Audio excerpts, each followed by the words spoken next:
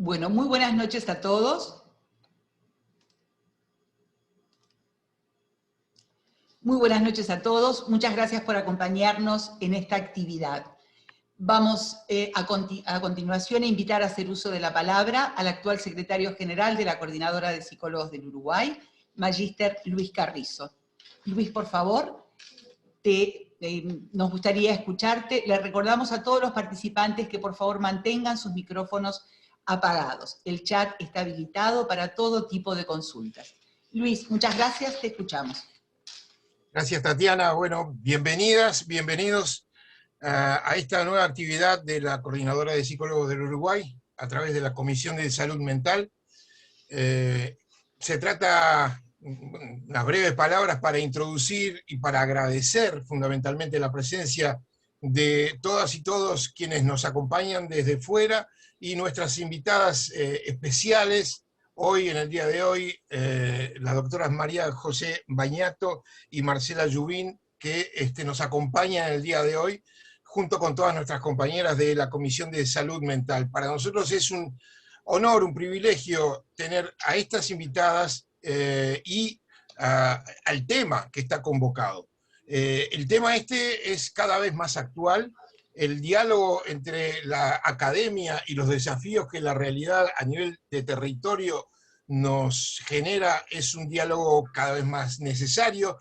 Son lenguajes que se encuentran, son idiomas que hay que aprender y son afinamientos desde la teoría a la práctica permanente en un ida y vuelta que no tiene fin, que se trata de ajustar durante toda la vida. Esa es nuestra percepción acerca de la formación profesional, la actualización permanente y colocar en cuestión cada una de nuestras prácticas. Esto es lo que hoy está presente aquí, junto con una perspectiva de interdisciplinariedad.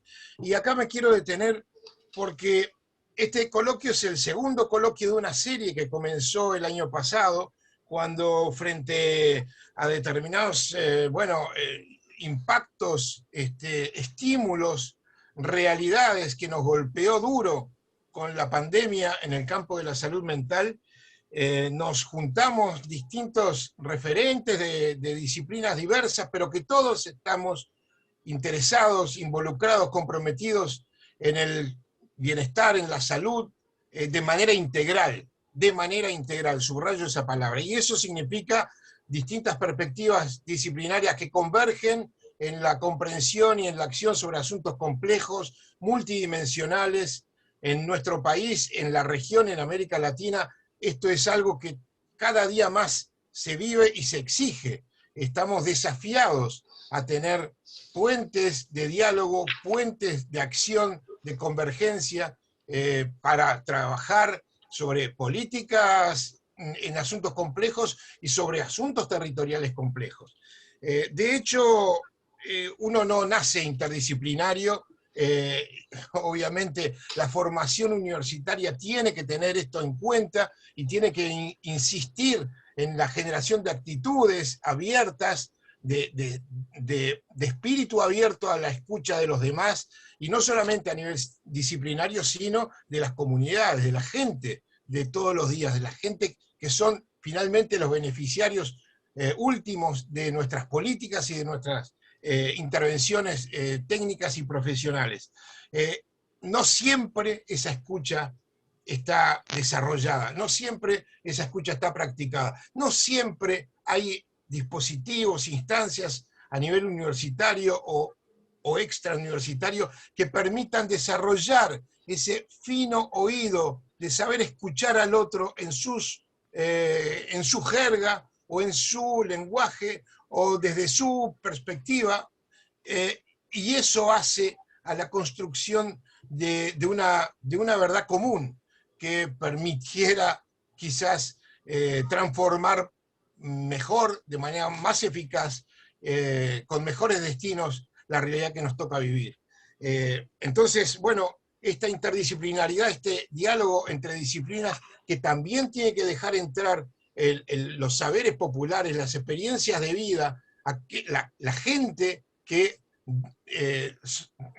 para las cuales sobre sus asuntos nadie sabe más que ellos, como dijera un teórico alemán de desarrollo territorial, todo eso tiene que converger y nosotros tenemos que estar muy atentos como técnicos, como profesionales, a entender esos lenguajes y poder, bueno, humildemente sumarnos a la columna de gente que quiere transformar. Eso es un poco el espíritu de esta mesa, de este ciclo y de esta coordinadora y de esta Comisión de Salud Mental. Por eso hemos estado trabajando duramente el último año para mejorar nuestras fuerzas institucionales, para orientar nuestros recursos, para invertir en mayor conocimiento. De hecho, ya paso el aviso brevemente, tenemos instalado el llamado al concurso, al premio CPU a la investigación joven en psicología, que si ustedes visitan nuestra página está disponible para todos aquellos que se quieran acercar a CPU para poder investigar sobre cómo la pandemia ha transformado y ha impactado nuestras prácticas profesionales. Y por eso, por esa necesidad de producir conocimiento innovador frente a desafíos que no tienen antecedentes, que son inimaginables, es que estos espacios como el que hoy se presenta en Coordinadora son tan imprescindibles. Y por eso alentamos que esto continúe, que esto siga. Y también alentamos a conocer el estado actual de la situación en salud mental, ya que estamos desde esta comisión. Recientemente hemos contribuido en el marco de la red de investigación en ciencias sociales sobre las secuelas de la pandemia en Uruguay, hemos contribuido con un documento que hace al estado actual de situación de las investigaciones en el campo de la salud mental, los hallazgos, las tendencias. Esto es un documento que viene de ser publicado en la RICEP, en esta red que ha formado la Academia Nacional de Ciencias, las Naciones Unidas y el Consejo Nacional de Investigación Científica, que está disponible y que ustedes pueden acceder inmediatamente. Le pido a nuestra compañera colaboradora Tatiana que coloque el enlace en el chat, de manera que ustedes tengan acceso a ese documento que viene de ser publicado. Entonces, nada más por mi parte, aliento, aplaudo, me estimulan estos temas y estimula que la formación y la intervención vayan de la mano, vayan aprendiendo una de la otra, como esta mesa pretende empujar, contribuir, traccionar. Así que les agradezco mucho. Tatiana, la palabra es tuya. Muchas gracias, Luis. Vamos a invitar ahora a hacer uso de la palabra a la licenciada Karina Bekabach. Karina integra y es coordinadora de la Comisión de Salud Mental de CPU y es integrante además de la mesa ejecutiva. Te escuchamos, Karina. Buenas noches para todos, bienvenidos al segundo coloquio en clave interdisciplinaria de salud mental. Antes que nada les quiero decir que lamentablemente dos de nuestras queridas panelistas por razones de fuerza mayor en el día de hoy no nos van a poder acompañar. Así que bueno, tanto la doctora Mariano Elmíguez como la licenciada en Psicología Lorena Noya quedará para futuros y próximos eventos el que ellas puedan estar en otro coloquio planteándonos y diciéndonos acerca de su expertise. Bueno, como decía Tatiana, mi nombre es Karina Bekabach, soy la coordinadora de la Comisión de Salud Mental de Coordinadora de Psicólogos y el nexo con la mesa ejecutiva. Me acompañan en la Comisión de Salud Mental Rosina Machiniena, Ana Monza, Fiorella Arcel y Gabriel Ferrari, que en estos momentos se encuentra de licencia. Así que bueno, le doy espacio a Tatiana para que presente a nuestras panelistas y espero que disfruten de este coloquio, que va a ser uno de los varios que tenemos previstos para planificar en este año en la Comisión de Salud Mental. Muchas gracias, Karina. Bueno, vamos a invitar a que haga su presentación a la licenciada Marcela Llubín. Vamos a decir de ella, es psicóloga, es egresada de la Universidad de la República, con formación específica en género y violencia. Integra la cooperativa Mujer Ahora, la compañía Persona y trabaja en el ámbito de la salud mental. Es exploradora de distintas modalidades clínicas con intereses políticos, filosóficos y en lo común.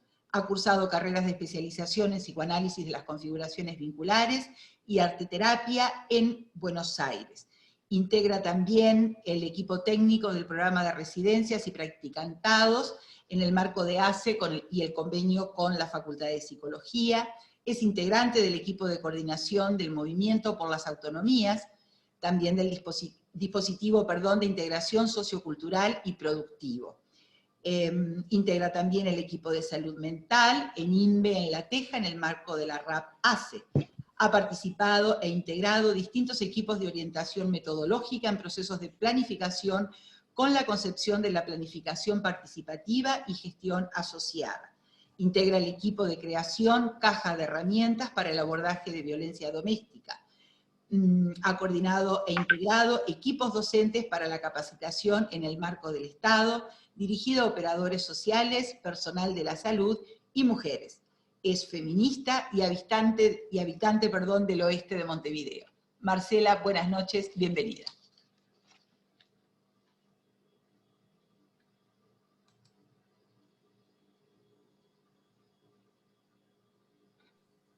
El micrófono, Marcela, por favor. Ay, bueno, buenas noches, ¿cómo andan? Bueno, acá parece que estuviera yo sola, pero en realidad todas esas ausencias que están ahí en la mesa están acá, adito, acompañándonos. Y bueno, un poco las compañeras y los compañeros de la coordinadora de psicólogos nos pidieron, nos invitaron a pensar sobre algunas cuestiones, sobre la salud mental, sobre cuáles son los propósitos de nuestras prácticas, sobre la interdisciplina. Y bueno, yo quería antes de empezar, y porque tiene que ver también, decirles quiénes son todos ese enmarañamiento que hay por acá.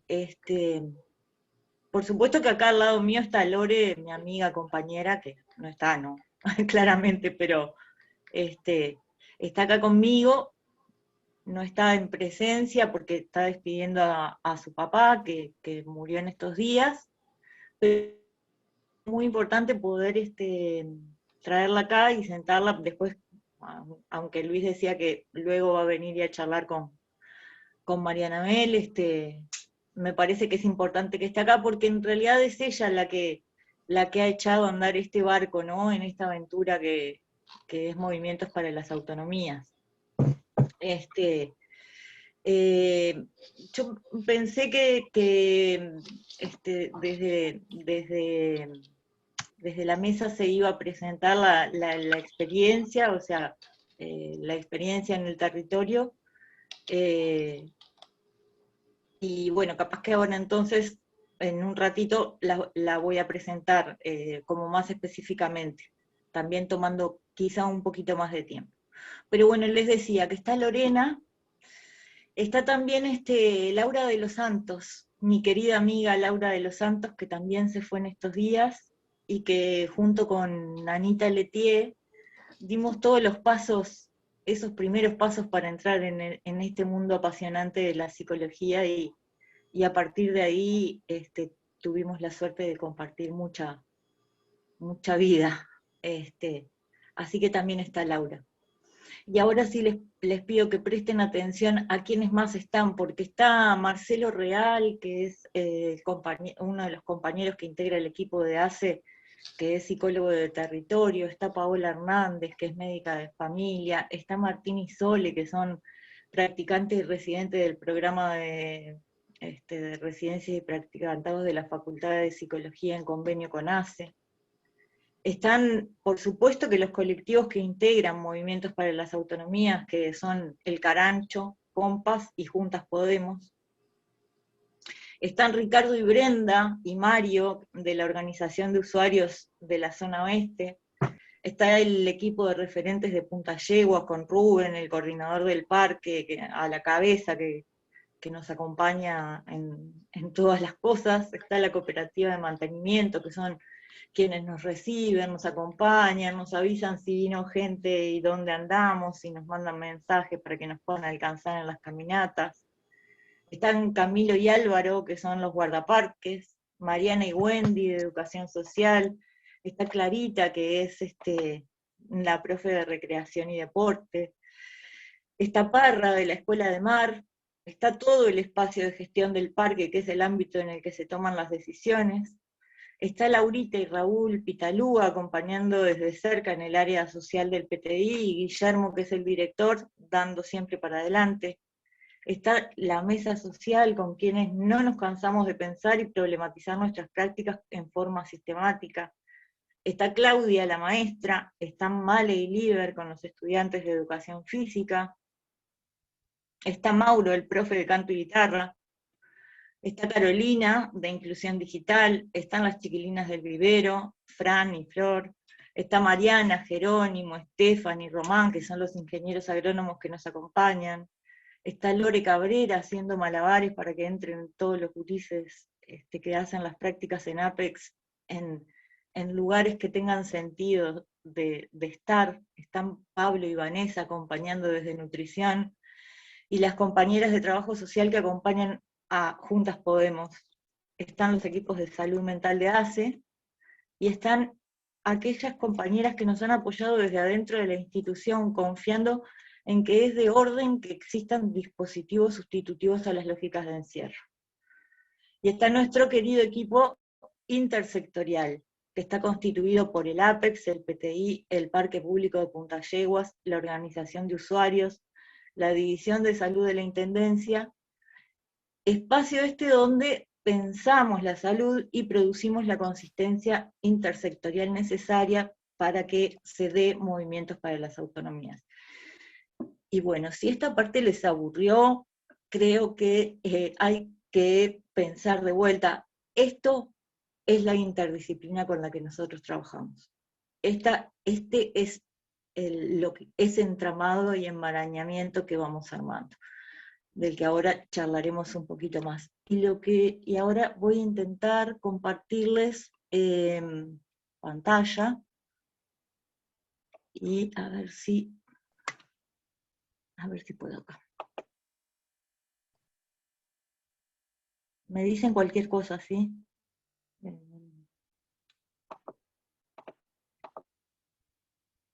A ver, un segundo, por favor.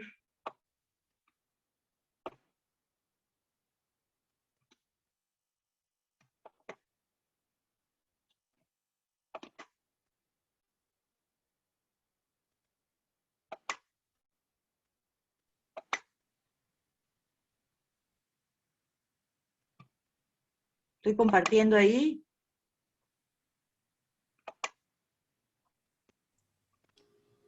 Aún no estás compartiendo, Marcela. Ahora sí, ahora sí. Ahora sí, gracias.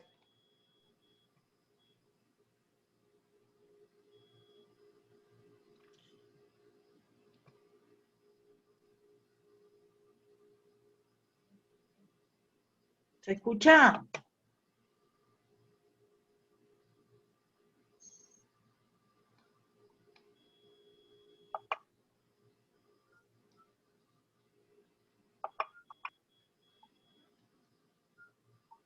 Está sin audio ese video.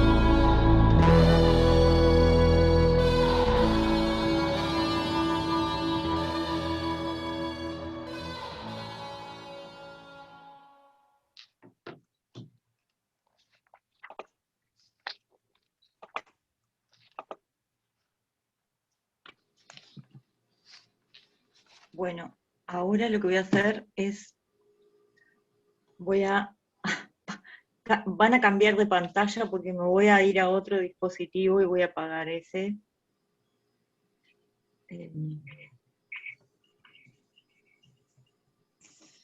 A ver, ya voy, ¿eh?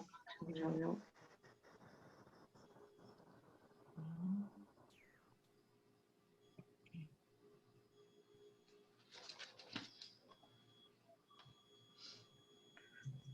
¿Estamos ahí? ¿Ustedes me ven? Ay.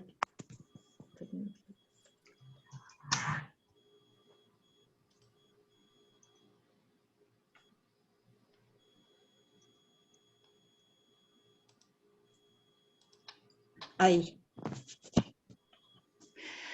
Bueno, entonces, bueno, un poco lo que les compartí ahí son las experiencias de movimientos para las autonomías. Les cuento brevemente que Movimientos para las Autonomías es un dispositivo sustitutivo de salud mental, es uno de los, o sea, la ley 19.529 prevé la creación de dispositivos que sean sustitutivos a las lógicas auxiliares y que también puedan desarrollarse en el marco de un nuevo paradigma, ¿no? Un nuevo paradigma que sea capaz de tener una perspectiva intersectorial, comunitaria, interdisciplinaria, con perspectiva de derechos humanos. Y bueno, en el marco de la ley también es que nace Movimientos para las Autonomías. ¿Se escucha bien? Escuché como un eco por ahí. Continúa, que yo estoy apagando algunos micrófonos, que siempre les recordamos a los participantes que tengan la gentileza de mantenerlos apagados, por favor. Te escuchamos, Marcela, gracias. Bueno, y Movimiento para las Autonomías tiene dos anclajes territoriales, uno que es en el Parque Tecnológico Industrial del Cerro y otro que es en el Parque Público de Punta Yeguas. En estas dos patas territoriales se desarrollan distintas experiencias que tienen que ver con distintas dimensiones de la vida, con distintas quehaceres en el PTI, y el colectivo Compas en particular trabaja huerta, trabaja todo lo que es el desarrollo de la agroecología, es donde se desarrollan también fundamentalmente las experiencias de fortalecimiento educativo. Hay un abanico enorme de un polo educativo que incluye la educación formal e informal. Existen talleres de canto, guitarra, armonización, bueno, en el Parque Público Punta Yeguas venimos desarrollando una experiencia de senderismo que ha resultado extremadamente interesante por un montonazo de cuestiones que después capaz que las podemos intercambiar un poco más en diálogo con ustedes. Y bueno, para nosotros es un dispositivo de producción de salud colectiva, y por acá me voy como metiendo, capaz que contarles antes que tiene tres ejes el dispositivo, uno que tiene que ver con el acompañamiento de las trayectorias singulares, otro que tiene que ver con el acompañamiento de los grupos y los colectivos, y otro que tiene que ver con el entramado, con la red, con la ampliación de lo público. Y bueno, y ahí venimos transitando desde el año 2017, estas experiencias, cada vez se va agrandando más el dispositivo, y lo que nos ocupa en este momento realmente, además de seguir fortaleciendo esos entramados comunitarios que hagan posible también, ¿no?, estos procesos de cierre de las instituciones asilares en nuestro país, es replicar justamente replicar, no replicar en el sentido de hacerlo igual, sino de poder pensar cuáles son aquellas cosas fundamentales para que estos dispositivos que necesitamos crear, y ahí va la invitación también para todas ustedes, para todos ustedes, cuáles son aquellas cuestiones fundamentales que tienen que tener. Eso no lo vamos a estar conversando hoy, pero sí es lo que nos está ocupando a nosotros en esta cuestión de lograr darnos cuenta qué es lo que tiene que tener para que para que esta integración sea realmente efectiva, ¿no?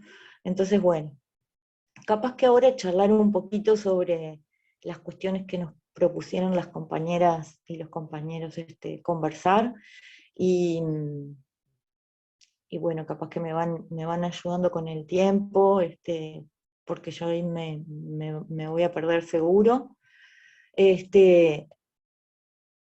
Pero bueno, un poco en esta cuestión que para nosotros es bastante esencial y nos ha llevado mucho tiempo de charla con el grupo intersectorial, que realmente es un grupo de mucha consistencia y desde donde se puede pensar mucha cosa, nos hemos planteado esta cuestión de qué hablamos, si hablamos de salud comunitaria, si hablamos de salud colectiva, cuáles son esos campos que necesitamos ver como con claridad, ¿no? Y cuáles son esas ideas o nociones que nos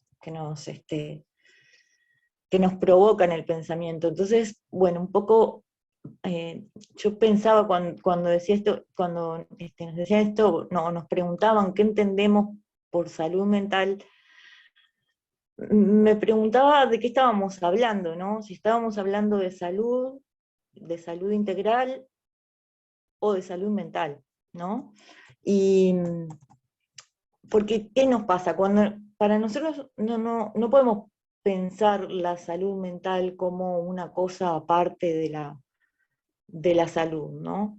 Es más, en el oeste de Montevideo, las personas hablan de buen vivir, ¿no? Buen vivir es una expresión, indígena de los pueblos originarios, que viene de una expresión que es suma camaña, y es curioso, ¿no?, que se use esta expresión, y se usa tanto, bueno, que la empezamos a tomar y a descifrar y a ver con qué tenía que ver. Y Juan José Bautista, que también coincidentemente murió en estos días, no lo tomo a Juan José por ese motivo, sino porque ya estaba parte de su texto, en el texto de Movimientos para las Autonomías, dice que nos referimos en concreto, dice él, a la idea de suma camaña, que se podría traducir mejor como vivamos bien, la cual no es una afirmación de carácter impersonal, ¿no?, como si fuera una definición, sino que se dirige a nosotros, y que en nuestra opinión, dice él, ¿no?, ha sido malamente traducido como vivir bien. Se refiere a nosotros en comunidad entre nosotros, en relaciones de respeto, de responsabilidad, de solidaridad, entre nosotros y la naturaleza, lo cual entra en contradicción u oposición a la idea de desarrollo propuesto por la economía moderna y la modernidad, sintetizando en la idea de vivir siempre más, sintetizado siempre en la idea de vivir más y mejor, pero sin incluir en esta idea las relaciones éticas de respeto, responsabilidad y solidaridad con la comunidad humana en general. Eso dice Bautista. Y Silvia Rivera Kosikansky, que nos advierte sobre el uso de esta expresión, dice que suma camaña, que es una expresión que en general viene acompañada de otras, yo no logré poder reproducir las expresiones en sus lenguas originarias, pero que es como un conjunto de expresiones que hace a esta idea de buen vivir, que va siendo como conformado, ¿no?, por distintas cuestiones. Ella dice que que refiere a vivir como gente y caminar como gente.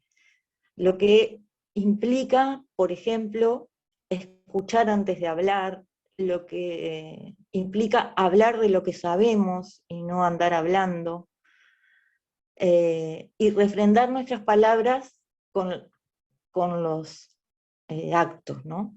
Entonces, para nosotros cuando usamos esta expresión de buen vivir, en esta expresión hay un compromiso ético y político con los modos de reproducir la vida en común, ¿no? Y ahí hago como un entrevero con otro cuerpo de conocimiento y de saberes, ¿no? Pero nos resulta como un enmarañamiento que funciona entre nosotros y el entorno, ¿no? En vinculación con los modos de reproducir la vida, con los modos en los que se puede ser potencia. Se vincula con el deseo, que según Spinoza es la potencia en el modo humano, ¿no? Y la potencia para Spinoza es en acto, ¿no? Entonces, estamos hablando de lo que es posible ser o ir siendo en ese estar en común, en ese mundo que nosotros habitamos, fundamentalmente que tiene que ver con el espacio público, porque nuestras experiencias se desarrollan en parques públicos, además. Pero entonces, volviendo a la cuestión de la salud mental, capaz que podemos definirla como un poco más como un artefacto que nos permite mirar, ¿no? Que nos permite visualizar ejes de opresión, básicamente. Y a esta altura no es posible pensarla si no es desde una perspectiva de derechos humanos, ¿no? Trabajar la salud mental desde los derechos humanos nos permite concretamente, por ejemplo, ver cómo viven las personas, ¿no? Cómo está su integridad, qué pasa con su alimentación, con la educación, con la participación, con el trabajo, con el ocio, con la vivienda, ¿no? Y es en base a esto que, o sea, tanta relevancia le damos a esta mirada sobre la vida, la vida en común y cómo se dan estos derechos, que es en base a esto y a la vulneración de esos derechos que nosotros trabajamos y elaboramos un plan de trabajo con cada una de las personas.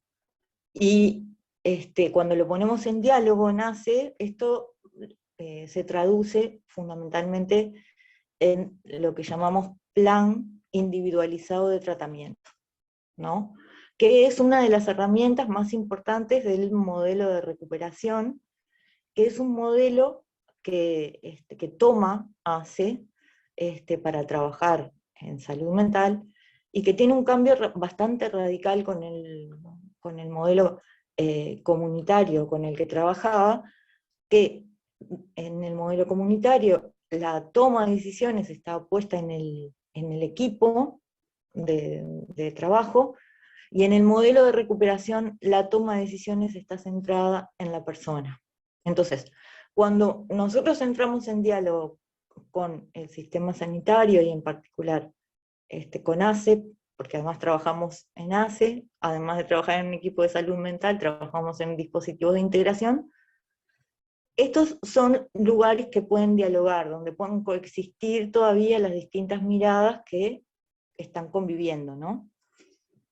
Entonces, bueno, todo esto venía a cuento de que para nosotros es muy fundamental pensar la salud mental desde la perspectiva de los derechos humanos. Y que es desde ahí, desde donde hacemos ese primer análisis de la situación de la persona. Lo que va a mandar es su deseo, ¿no? Y qué es lo que tiene ganas de hacer y por dónde quiere ir. Pero nuestro análisis de este estado de situación es básico. Entonces, bueno, la ley de salud mental en este sentido viene a plantearnos un montón de avances, ¿no? En términos de proponer, nos propone estas cosas que nombraba al principio, que tienen que ver con la intersectorialidad, la perspectiva comunitaria, la interdisciplina y la perspectiva de derechos humanos. Esto es una de las cuestiones como más importantes, porque lo que nos está diciendo esto es la salud mental no tiene que ver con el sistema sanitario únicamente, no se van a resolver los problemas de salud mental desde el sistema sanitario, no se va a resolver los problemas de salud mental desde la medicina. La producción de salud es muchísimo más amplia y va a tener que ver como con esta mirada, ¿no? Entonces, esta ley vino por suerte, a darnos algunos elementos que tienen que ver con el avance en términos de como humanidad, digamos. Podríamos decir que como humanidad vamos avanzando en ese sentido. Por otro lado, también tenemos que decir que profundiza la discriminación, ¿no? En algunos aspectos, en el tratamiento de la denominación de los trastornos mentales severos y persistentes, en distintas cuestiones que tiene la ley que hay que revisar, ¿no? En algún momento también nos tendremos que volver a dar la oportunidad de revisar aquellas cuestiones que reproducen de algún modo la discriminación. Entonces, nosotros hemos ido, es muy difícil hablar en este momento histórico donde conviven tantos paradigmas, porque uno habla de padecimiento psíquico y hay un universo que se brota. Los otros hablan de trastornos mentales severos y persistentes, y hay otro mundo de gente que se pone desesperada. Entonces, en esta cuestión de cómo ir viendo y entendiendo las cuestiones, es claro para nosotros que la vulneración de derechos produce sufrimientos y daños. Y esto nos va aproximando a la posibilidad de pensar también la locura como una producción cultural, ¿no? Y esta es una pista súper importante para nosotros en términos de redireccionar el hacer, ¿no? De volver a pensar en la tarea o el laboreo que le llamamos nosotros de ampliación de lo público. Bueno, ese quizá es como el inmenso desafío que tiene el quehacer de los dispositivos, ¿no? De los dispositivos sustitutivos que vayamos creando de acá para adelante. ¿Tengo unos minutos más?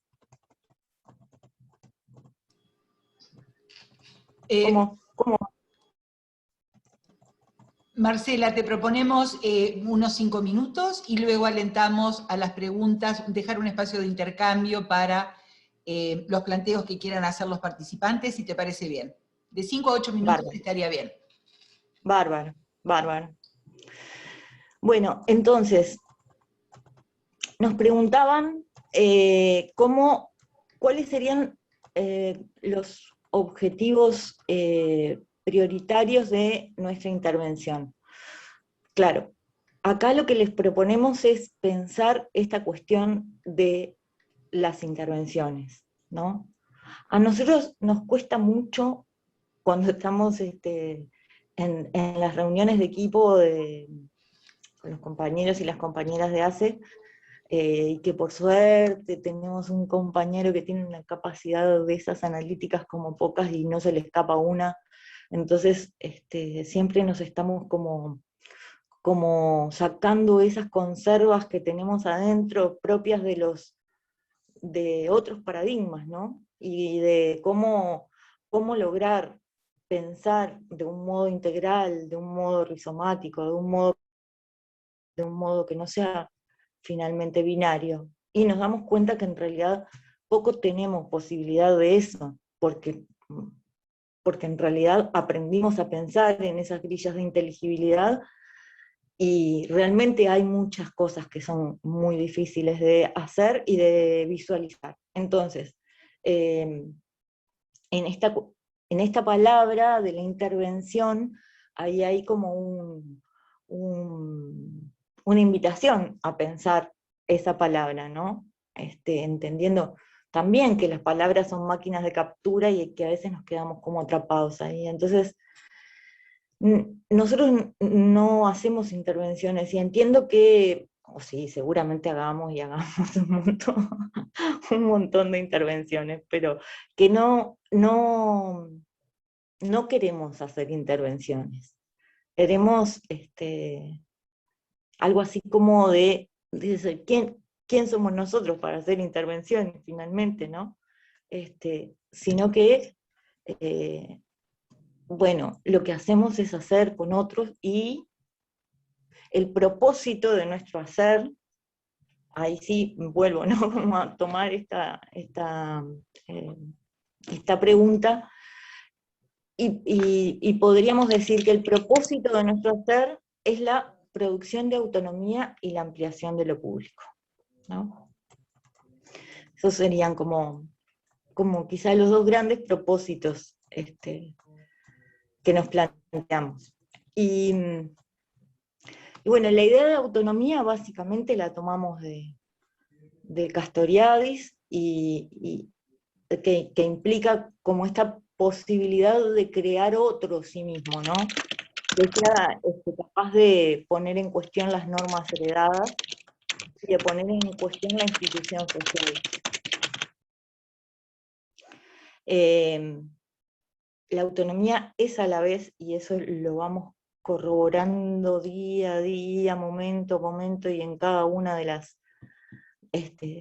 las cosas que suceden, que es a la vez singular y social, y que propone un ejercicio de conciencia que apunta a la lucidez y a la posibilidad de tomar decisiones. Entonces, la propuesta de trabajo parte de entender que la condición de pertenencia es la más esencial en la condición humana, y que los procesos de pertenencia a los grupos es casi que indispensable para la construcción de autonomía. Aunque esto nos lleve un montón de tiempo, ¿no? Aunque que alguien se integre a un grupo nos lleve un montón de tiempo, pero la idea va como hacia ahí, ¿no? Y también la idea de que las experiencias tienen que ser abiertas, para que se integre todas las personas que quieran integrarse, no los usuarios de salud mental.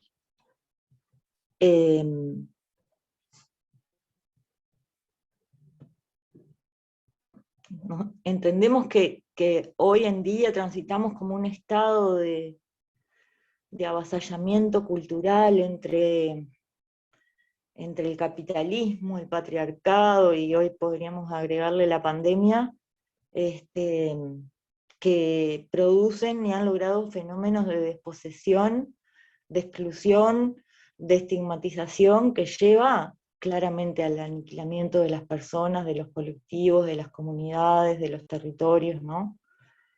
Y entonces, esto es como un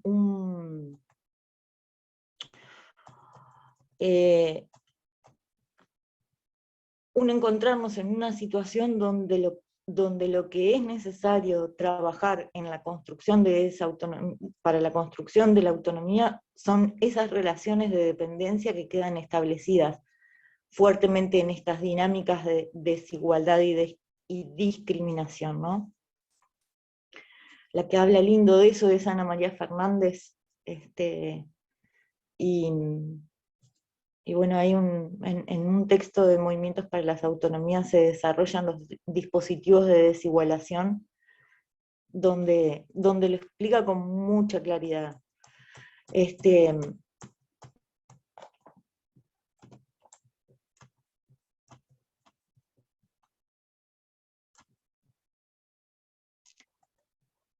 Entonces, entendemos que en la medida en que nosotros vamos trabajando y caminando junto con las personas, y vamos construyendo procesos de autonomía, nos vamos construyendo en procesos de autonomía, y vamos colectivamente construyendo procesos de autonomía, en lo singular y en lo colectivo.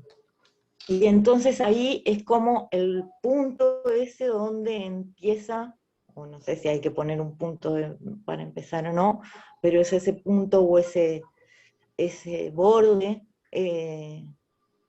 donde empezamos a pensar esta cuestión de la ampliación de lo público, ¿no?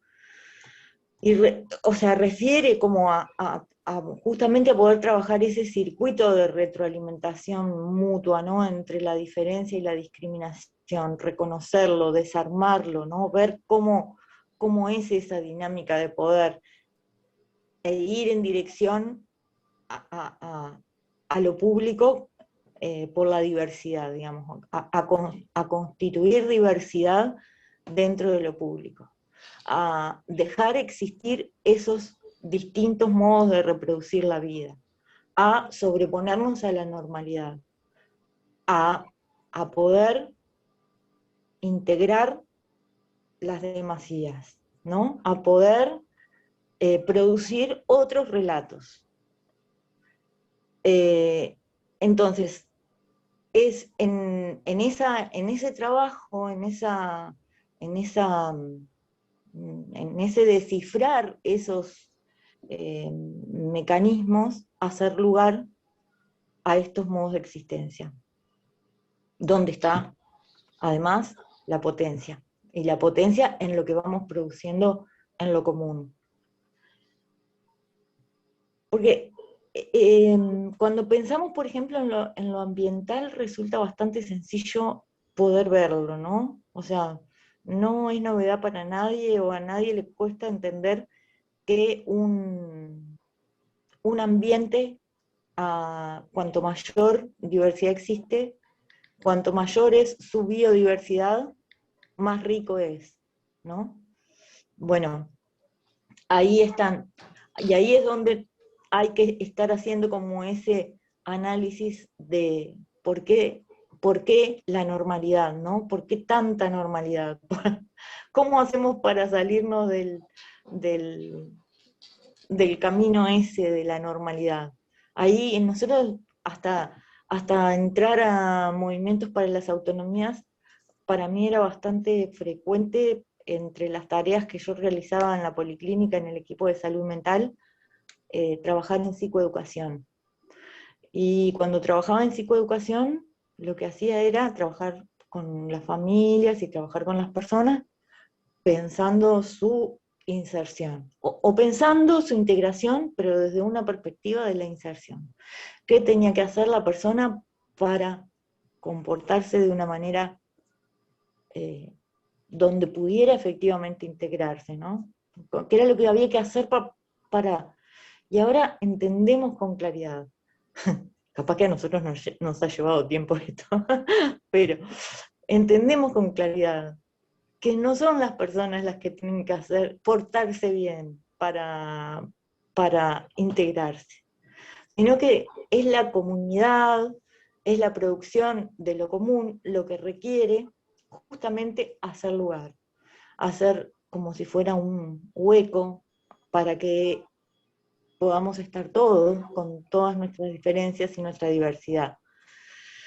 Entonces, a ver qué más les quiero contar o decir.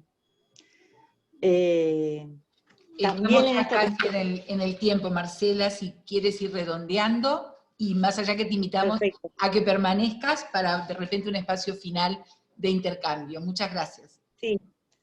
Sí, una cosita más, dos cositas más, y rapiditas y cierro. Claro. Para nosotros, esta cuestión del laboreo de lo público tiene que ver con la participación de las personas que están involucradas en la toma de decisiones. Entendemos que no hay posibilidad de una salud o de un buen vivir si no están las voces de todos y las voces de todos en la toma de decisiones, y que justamente nos implica plantearnos cómo es esa producción en lo común. Para terminar, lo que quiero decir es, en esta cuestión de la interdisciplina, que es que para nosotros la interdisciplina es un modo de producir prácticas que requieren de un análisis complejo.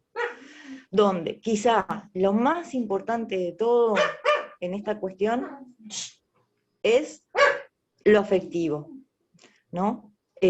Donde pueden estar todas las condiciones, pero si no hay un universo de lo afectivo habilitado, no va a suceder.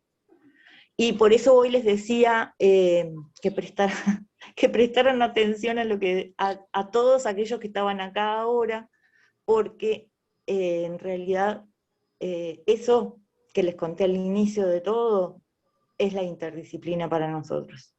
Es justamente hacer lugar a todos los saberes, y también aquellos saberes que están por abajo del valor, digamos, ¿no? Aquellos saberes que no son valorados y que hay un montonazo, porque es como que ese poder del saber, de verdad que lo tenemos todas y todes, y bueno, creo que me quedo por acá. Muchas gracias y disculpen alguna cosa. Marcela, al contrario, gracias a ti, te invitamos a que permanezcas y para un posible cierre de intercambio y de respuesta de preguntas, así que muchísimas gracias. Vamos a darle la bienvenida ahora a María José Bañato. María José es licenciada en Psicología por la Universidad de la República, es magíster y doctora por la Universidad de Salamanca, profesora titular, grado 5 de la Facultad de Psicología en régimen de dedicación total. María José, le damos la bienvenida, la escuchamos. Bueno, buenas noches, muchas gracias. En primer lugar, felicitar a la CPU por esta iniciativa tan necesaria para pensar permanentemente. Un gusto estar acá con todas y todos, y bueno, preceder a lo que vayamos a acordar. En realidad, me gustaría decir que voy a desarrollar cuestiones que tienen que ver con mi inclusión en la universidad, en la Facultad de Psicología y en el equipo que venimos trabajando desde la perspectiva de la discapacidad, pero voy a tratar de explicarlo. ¿Por qué? Voy a tratar de ir de lo general a lo particular. Me quedaron resonando muchas cosas de las que planteó Marcela, y capaz que después podemos hablar como en el intercambio, sobre todo por la pertenencia al oeste que tuve en alguna época. Asumo que la mayoría del público son del palo de la psicología, por lo tanto algunas cuestiones las voy a obviar, pero sí me gustaría aclarar que tal como se plantea, lo planteó Luis al principio, este es un tema que es abierto, ¿no? Es decir, todos estos conceptos como salud mental, como salud, van evolucionando, los vamos cuestionando con la práctica, con la producción de conocimiento, con el contacto con la realidad, y desde esa perspectiva hablamos de salud mental, pero como haciendo una abstracción de lo que es la salud, ¿no? O sea, no podemos separar lo mental de lo físico, ya eso ya fue separado mucho antes por los filósofos, y en ese sentido, desde esta perspectiva hablo, ¿no? Desde una perspectiva de salud integral, donde en alguna medida la salud mental ha estado casi como un seudónimo para cuando nos referimos a la enfermedad mental, en muchos casos. Y esa es la gran disyuntiva, porque la ley de salud mental justamente habla de salud mental y muchas veces, la mayoría de las veces, nombra trastornos severos y persistentes, se refiere a la enfermedad mental. Entonces, me gustaría como dialogar con eso, un poco para no negar la existencia de ningún aspecto. En ese sentido, como salud mental o como salud, siempre recuerdo a Alice Weinstein cuando plantea que la ausencia total de la salud es la muerte, ¿no? Por lo tanto, la salud la entendemos como un proceso, no tanto como lo que dice la OMS de un estado de completo bienestar, etcétera, etcétera, porque en realidad no somos las sumatorias de estados, ¿no? Somos personas que transitamos, que vivimos en determinados contextos y que nos ocurren cosas. Entonces, en ese sentido,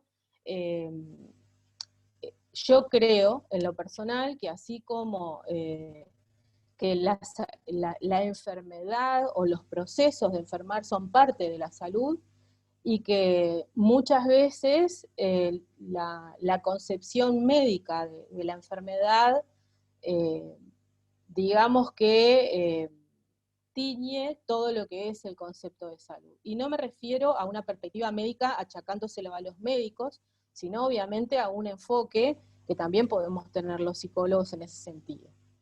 Aún así creo que cuando hablamos de salud mental, nos estamos refiriendo a todas y a todos, ¿no? A toda la población. No nos estamos refiriendo específicamente a algunas personas que tienen algunas dificultades en el nivel de la salud mental. Entonces, en ese sentido, para mí es importante hablar de salud mental. Hablar de salud es hablar de prevención, es hablar de promoción de salud, y también es hablar de asistencia, de atención, y también de intervenir desde el punto de vista profesional, en este caso desde la psicología. Yo considero que nosotros podemos enfermar, obviamente. No quiero entrar en el tema de la pandemia porque creo que es un tema doloroso en este contexto, también por las muchas pérdidas presentes, valga la paradoja. Pero así como el cuerpo físico enferma, también enferma la mente, digamos. Y la mente está en el cuerpo. Entonces, en alguna medida creo que hay que dar lugar a entender que las enfermedades mentales están como muy teñidas de muchos prejuicios o de muchas... es utilizado como uno más de aquellos aspectos que pueden englobar a determinados colectivos para generar exclusiones y vulneraciones. Y en ese sentido, muchas veces la intervención en salud mental ha quedado pegada al diagnóstico, ha quedado pegada justamente a determinar si una persona cursa o tiene un diagnóstico psicopatológico, psiquiátrico, como le querramos llamar. En ese sentido, los objetivos que nosotros nos proponemos cuando intervenimos en temas que tienen que ver con salud mental, siempre son los objetivos de la inclusión,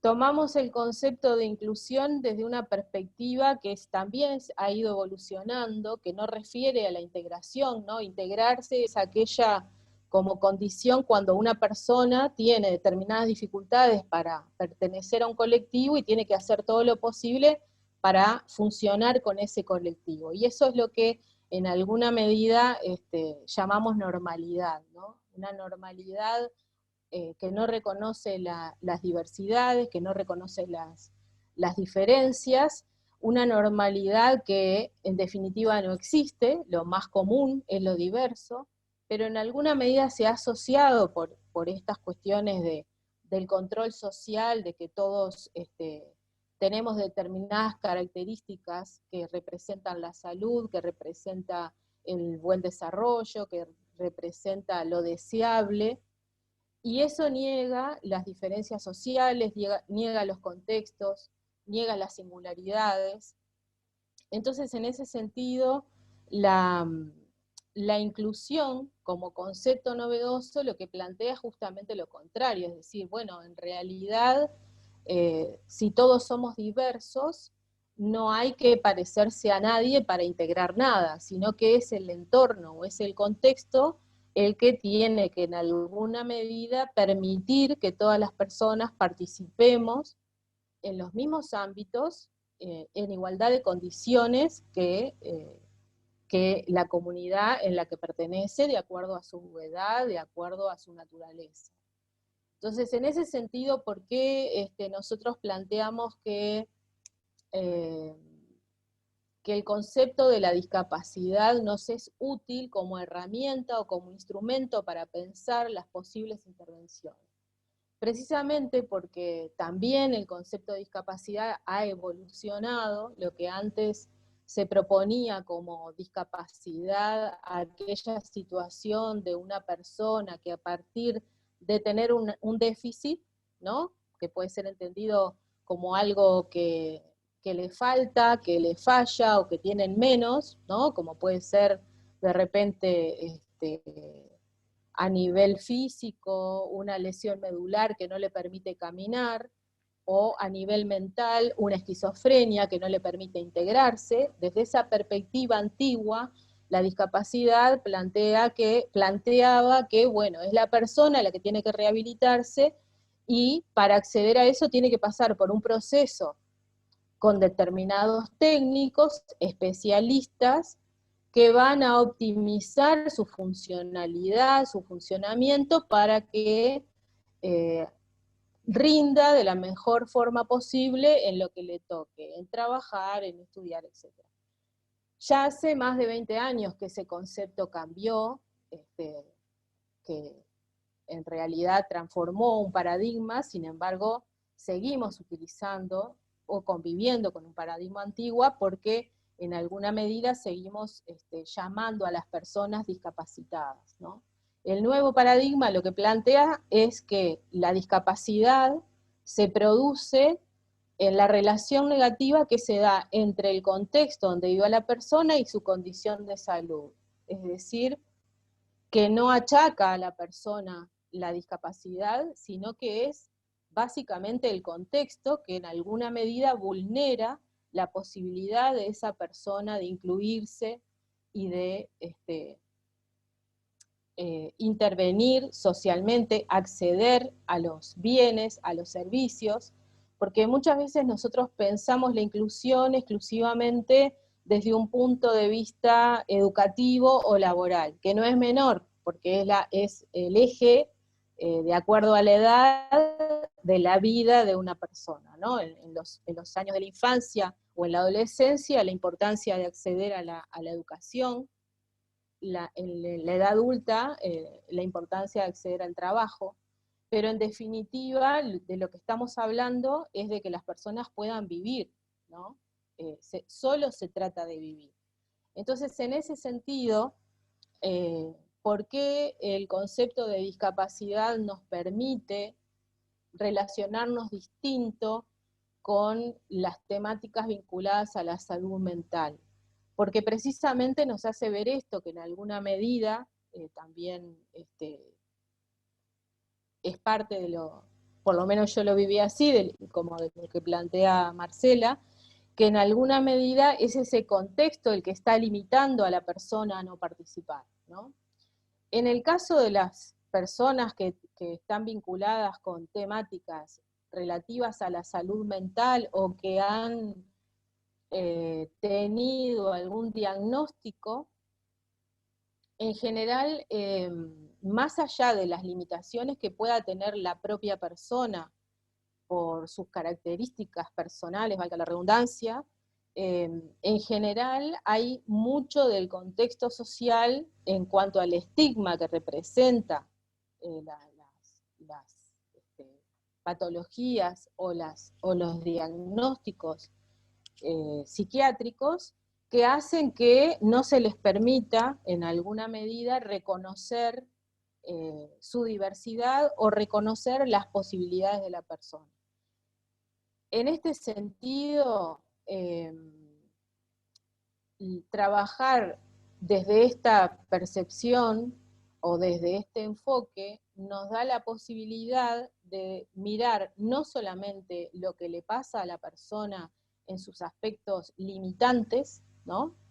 Porque en alguna medida entendemos que hay una realidad de aspectos limitantes de la propia persona, porque si no, no necesitaría de ningún tipo de intervención, sino que nos hace mirar en qué es lo que pasa en su entorno. Y acá creo que la otra cuestión que tiene que ver con el paradigma que plantea esta perspectiva es que, bueno, que la persona es en relación a su contexto también, ¿no?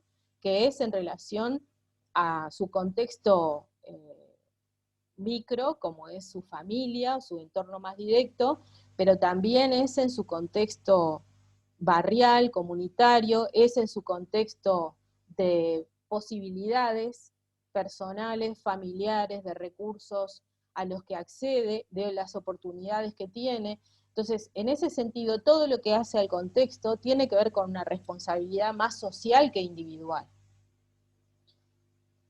El tema es que todo esto está muy lindo desde la parte teórica, pero bueno, ¿cómo hacemos cuando nos enfrentamos a una situación concreta?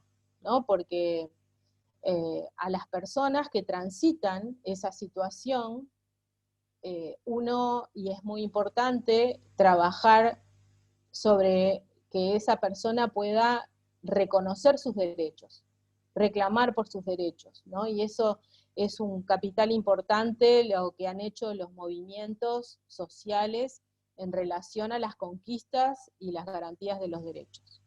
Entonces, ahí la psicología es una disciplina interesante para aportar en esos procesos sociales, en esos procesos que pueden favorecer la toma de conciencia, en esos procesos que pueden trabajar desde esa perspectiva más comunitaria y social, desde un punto de vista no solo comunitaria me dice que tengo inestable la conexión, pero no solo comunitaria en el sentido local, sino también en el sentido organizativo y en el sentido de vincularse con otros colectivos como para aunar esfuerzos para pelear por las conquistas. Porque muchas veces, o la mayoría de las veces, cuando hay logros, cuando hay una nueva ley, como en el caso de salud mental, mucho tiene que ver en la iniciativa, o casi totalmente tiene que ver la iniciativa de los colectivos sociales que luchan y conquistan finalmente estos derechos.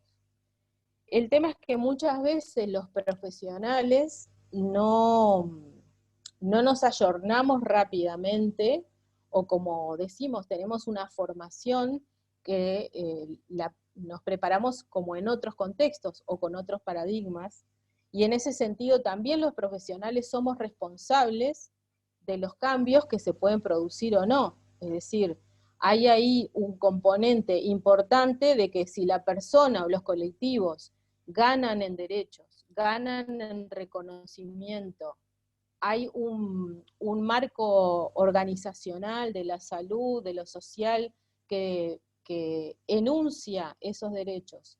Pero si los equipos profesionales siguen actuando de la misma manera, ese cambio tampoco se produce. Entonces, en alguna medida, para nosotros es, como decíamos, importante ir repensando estas cuestiones que tienen que ver con nuestras propias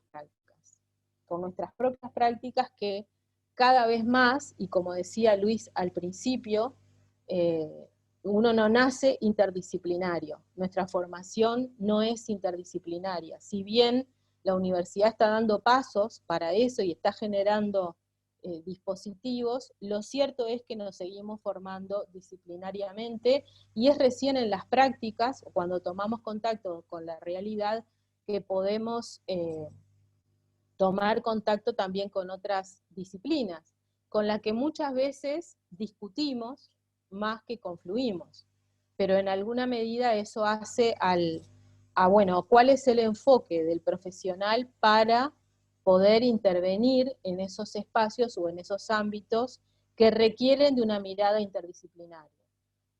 ¿Por qué la requieren? Bueno, porque en realidad estamos hablando de que la vida de las personas son pluridimensionales, y nosotros tenemos una mirada desde un saber y entender que debe ser obviamente complementario con otros saberes en este sentido. La experiencia nuestra es a través de años de recibir consultas psicológicas. Entonces hablamos desde una perspectiva que podría llamarse clínica, no quiero entrar en disquisiciones de concepción de la clínica, pero sí es cierto que hace más de 20 años tenemos un servicio de atención psicológica a personas con discapacidad de sus familias, donde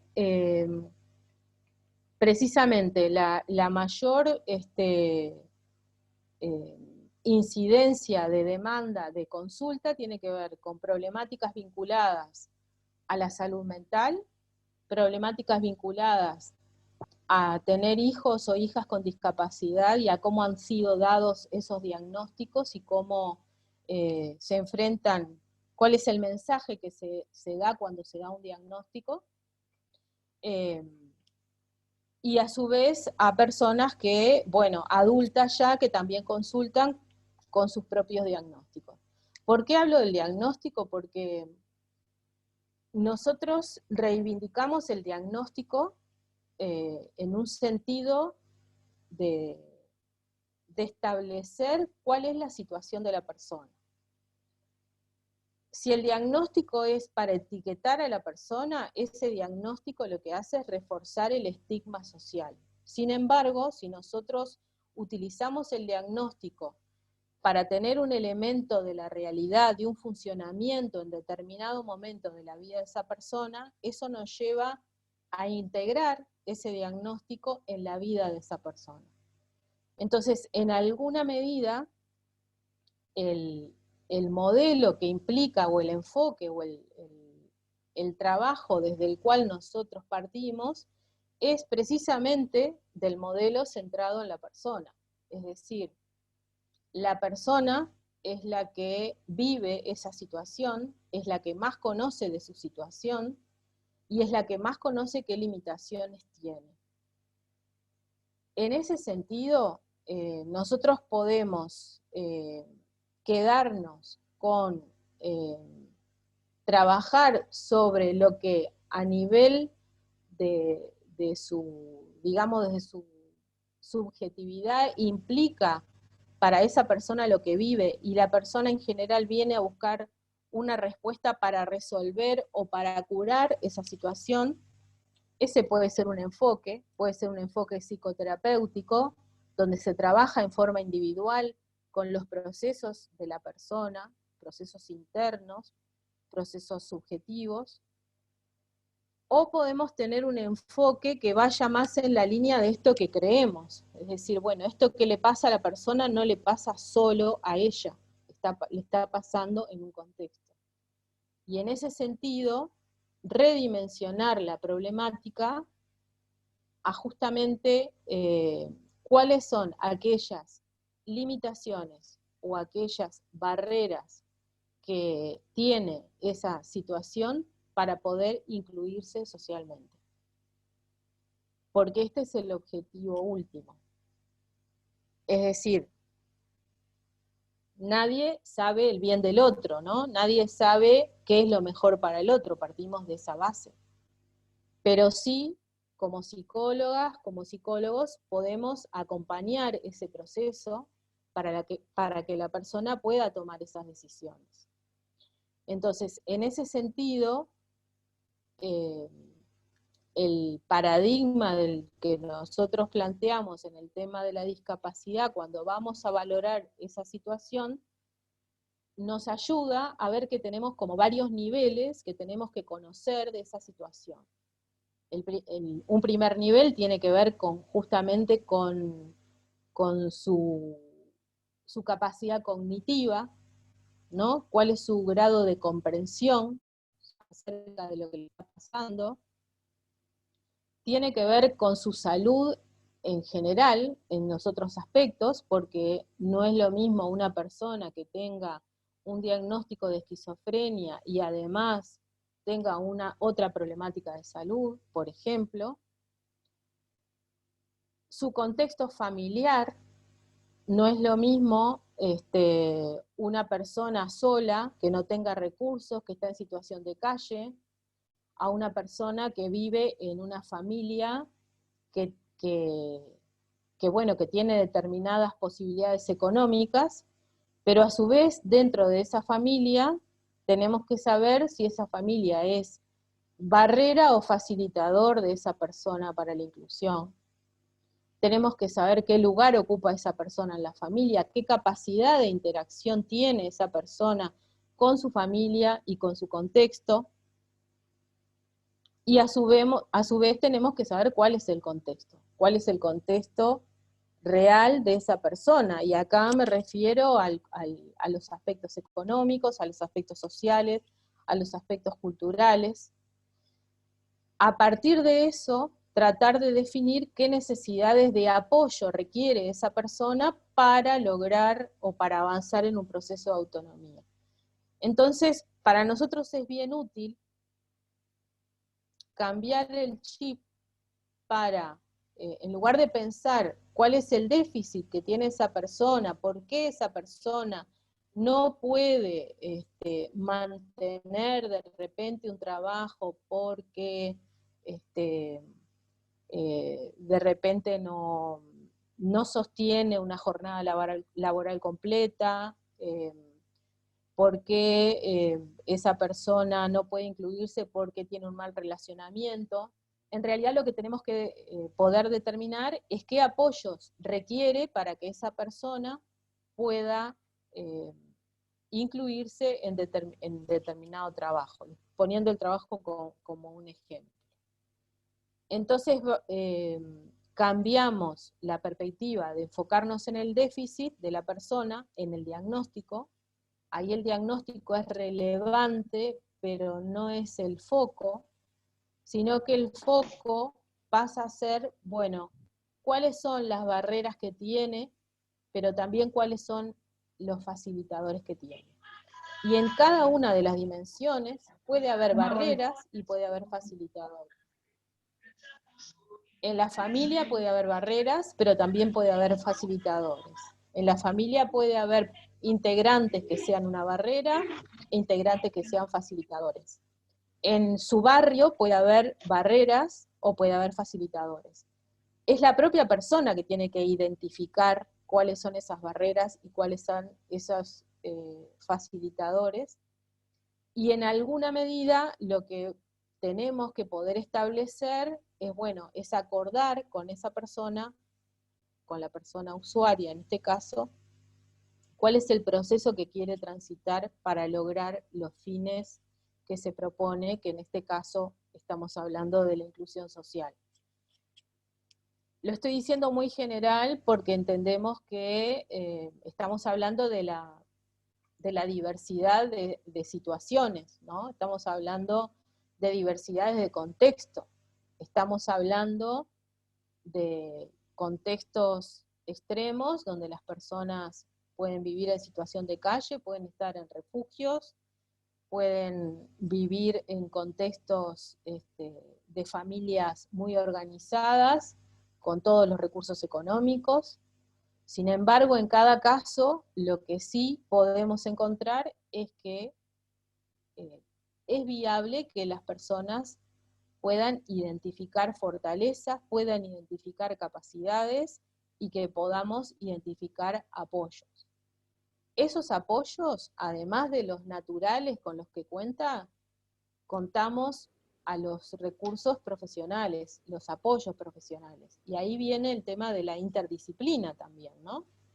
Es decir, a lo mejor el apoyo que identificamos está vinculado a otro profesional que no es la psicología, puede ser de trabajo social, puede ser un educador, puede ser un recreador, puede ser el psiquiatra, el médico que lo trata, y a su vez esos apoyos tienen que venir de un modo donde los servicios a los que accede la persona estén dispuestos a trabajar de esa forma colaborativa, digamos, interdisciplinariamente.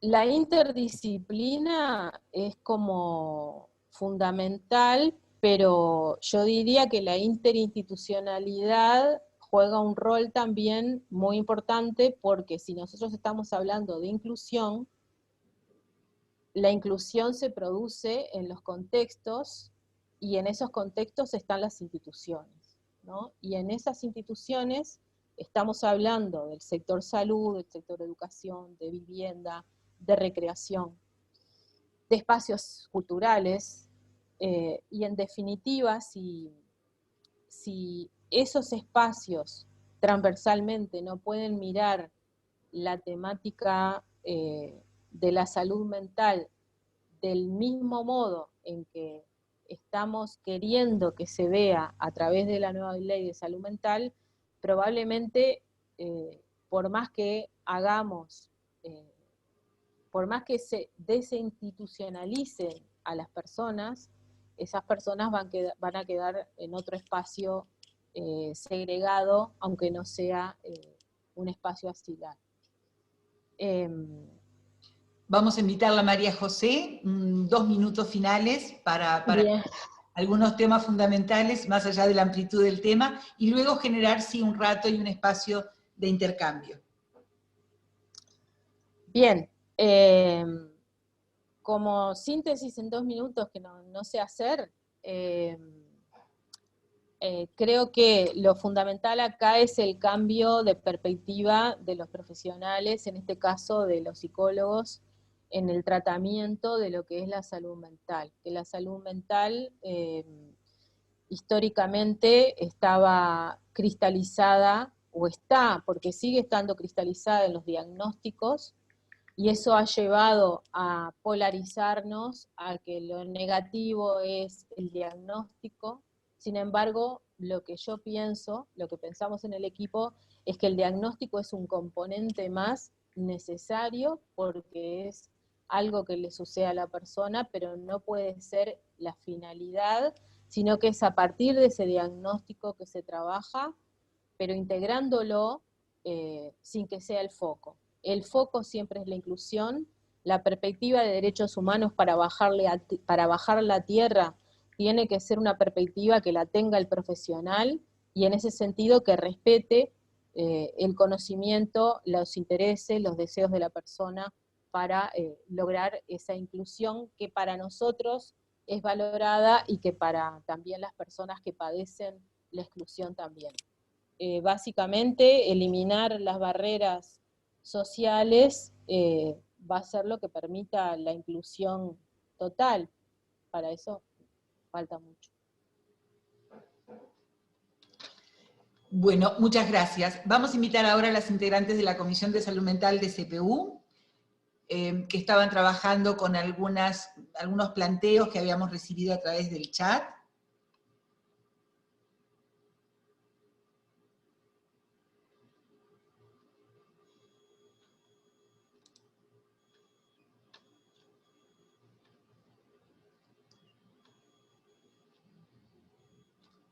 Fiorella o Ana, si nos ayudan para promover este intercambio.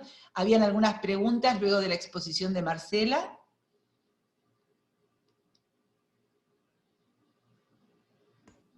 Hola.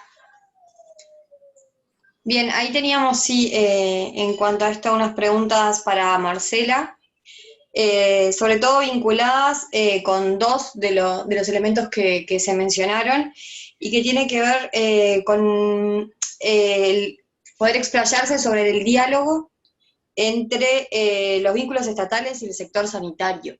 No sé si se entendió por ahí. Bueno, sí, a ver, nosotros, me parece que acá viene bien como un poco esta definición de salud colectiva, ¿no?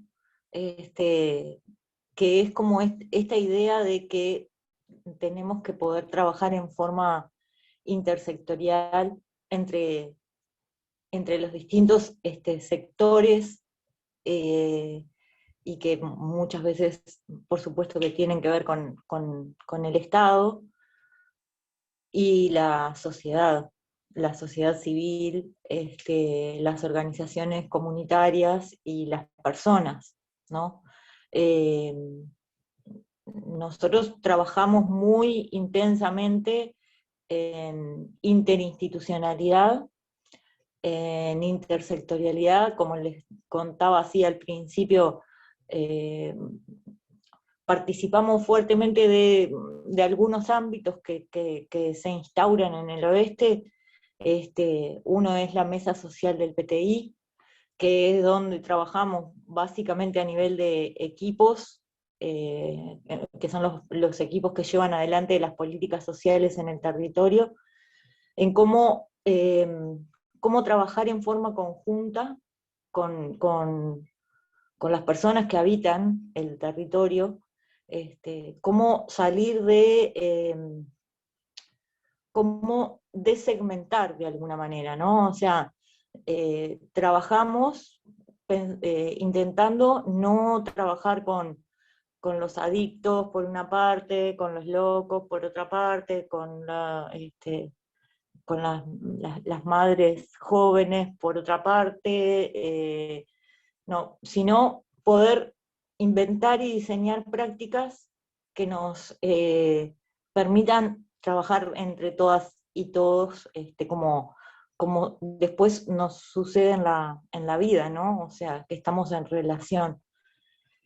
Ahí las relaciones con el Estado están todo el tiempo dándose y teniendo distintas características según los contextos, ¿no? Y también según las condiciones políticas que estemos viviendo y habitando, y en algunas oportunidades son más favorables y tendientes como a lo que vamos buscando. Por otro lado, a veces se torna más adverso el escenario, pero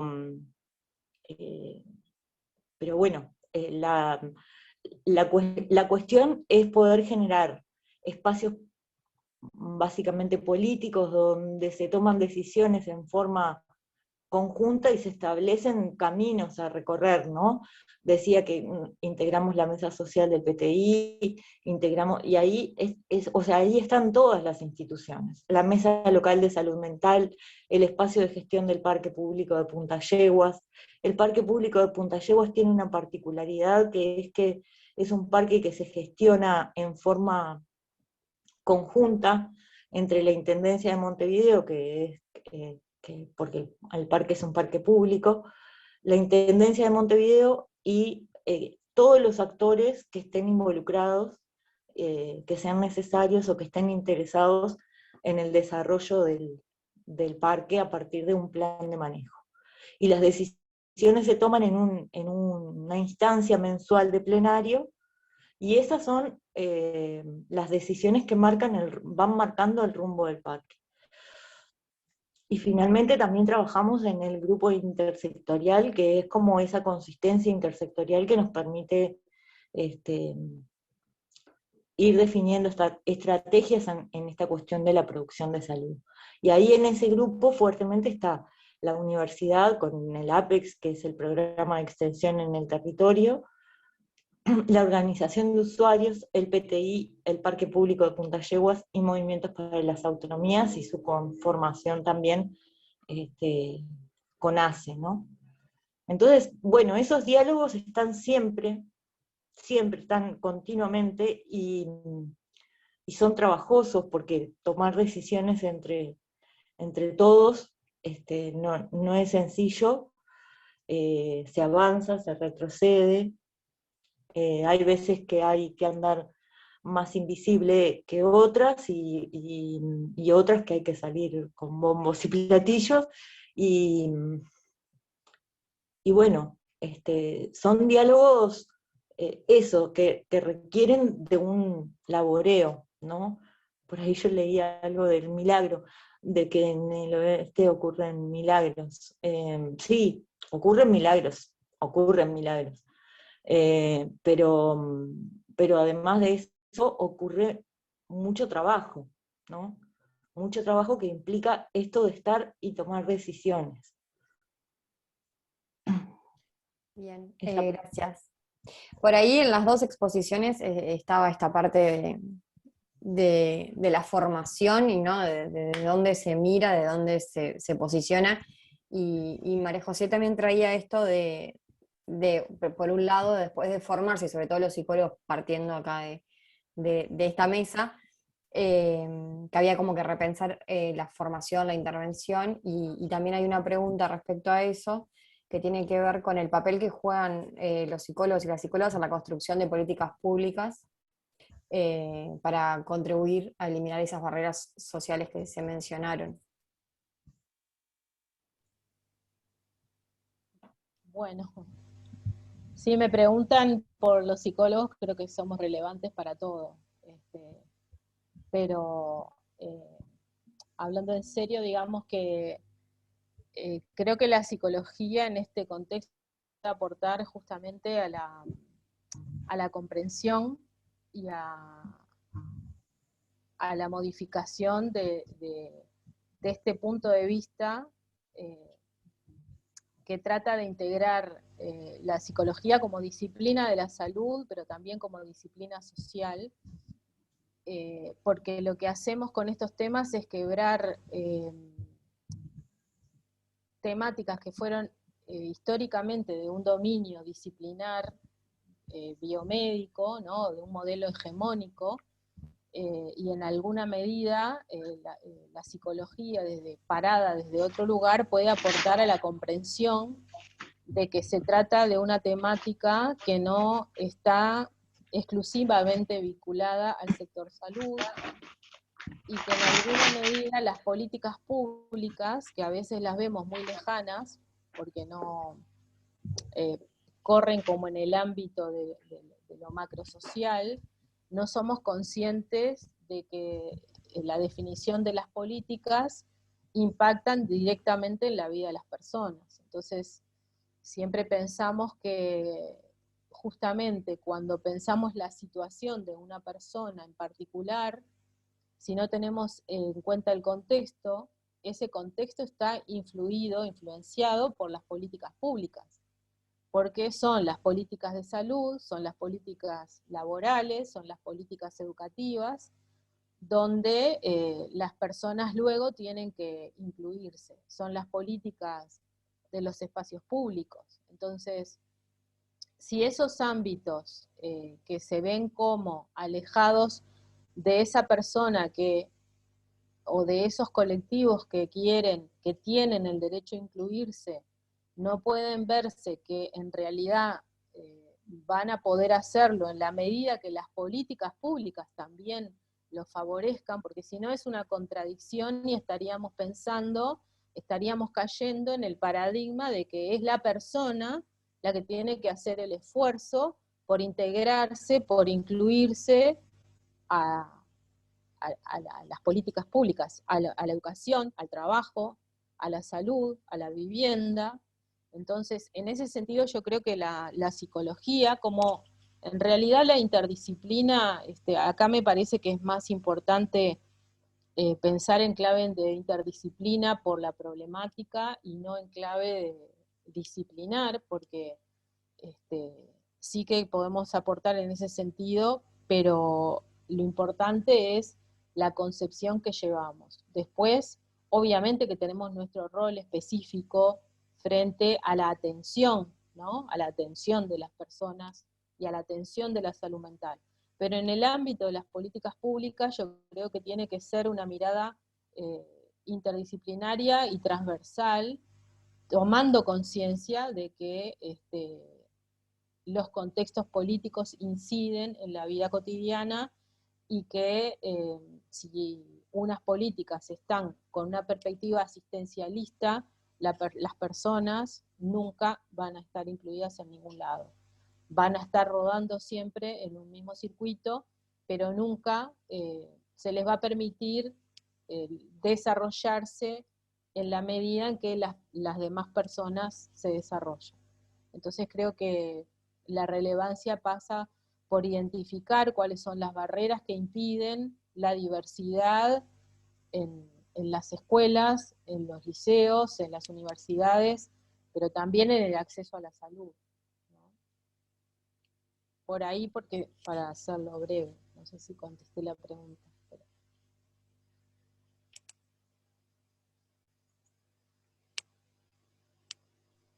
Sí, creo que sí, por lo menos eso quedó claro lo que se preguntaba puntualmente. Y quedó una última pregunta para Marcela, si estás por ahí.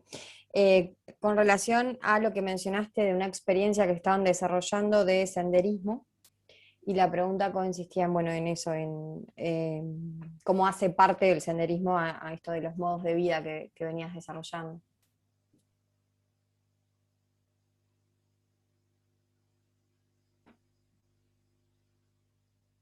Tenés el audio mutado. Perdón. La experiencia de senderismo fue toda una novedad, ¿no? Para todos, para nosotros también. Y, y ahí también, antes de entrar en la cuestión concreta del senderismo, me venía, ¿no? Como en esta cuestión del rol, de nuestro rol, o de esta pregunta que se hacía María José en torno a la clínica, o, bueno, cómo, y digo esta cuestión de lo relaciono con el senderismo porque también de algún modo lo que nos plantea esta experiencia, o poder pensar la salud mental en clave de derechos humanos, ¿no? Es como decir, bueno, ¿y qué? Estamos hablando de la muerte de la clínica de alguna manera, ¿no? Y nosotros nos hemos dado cuenta que en realidad se trata de explorar otras modalidades clínicas, ¿no? O qué implica esto de salir del consultorio, ponernos en movimiento, empezar a caminar por un parque con las personas, donde, bueno, voy a hablar de encierro y de aislamiento, es una cuestión que nos hace sentido a todas las personas, ¿no?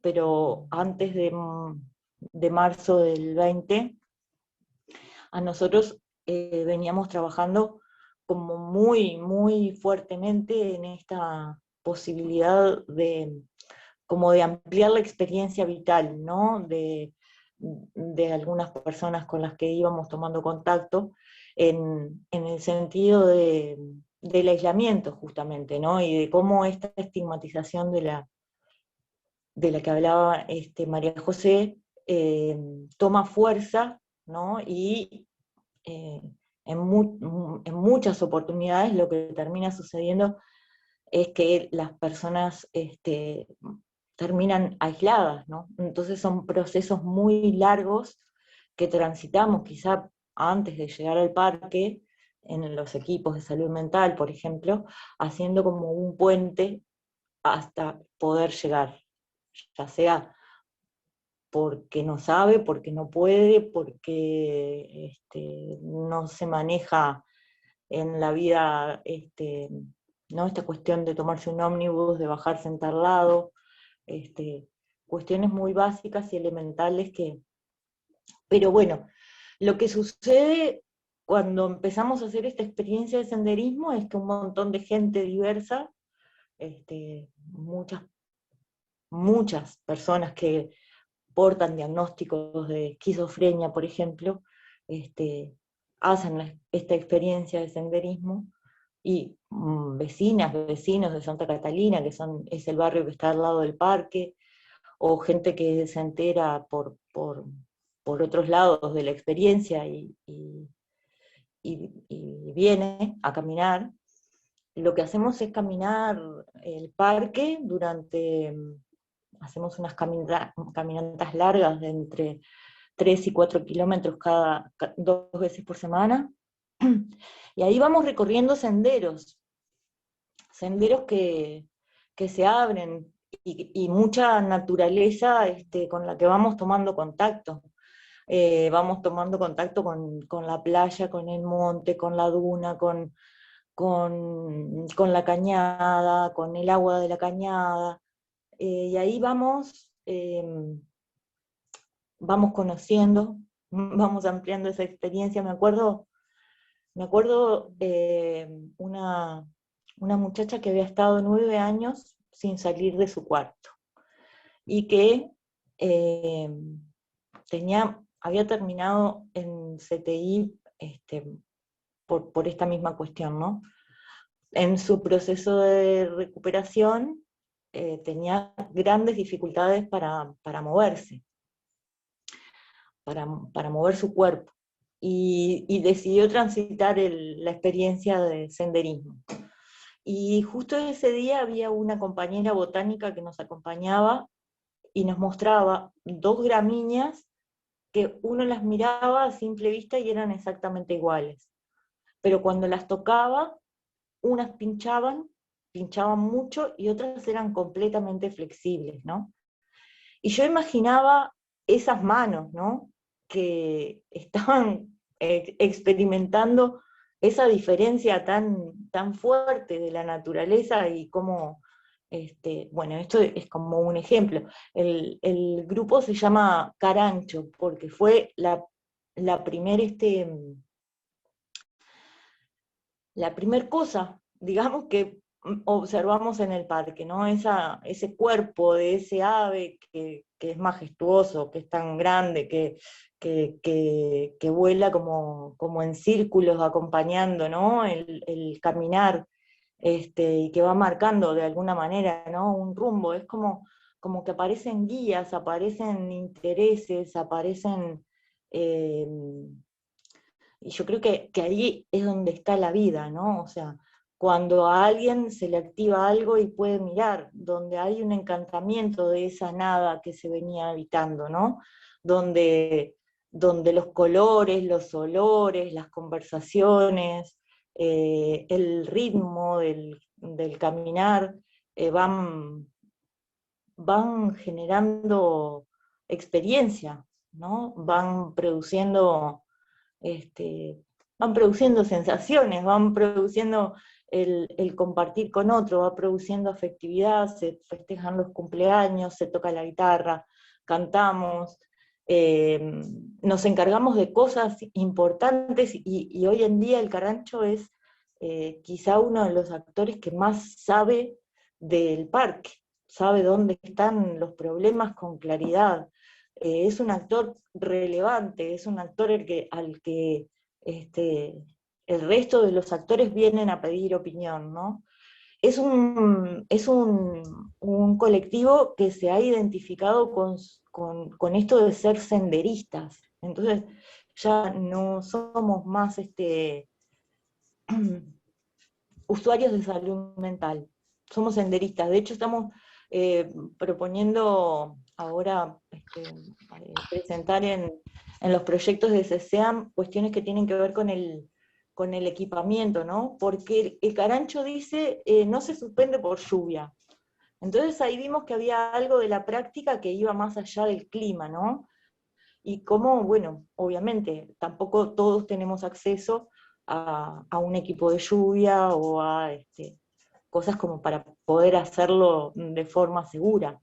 Entonces, y queremos conocer las áreas protegidas del Uruguay, pero porque hay como la posibilidad de un agrandamiento de otra identidad, ¿no?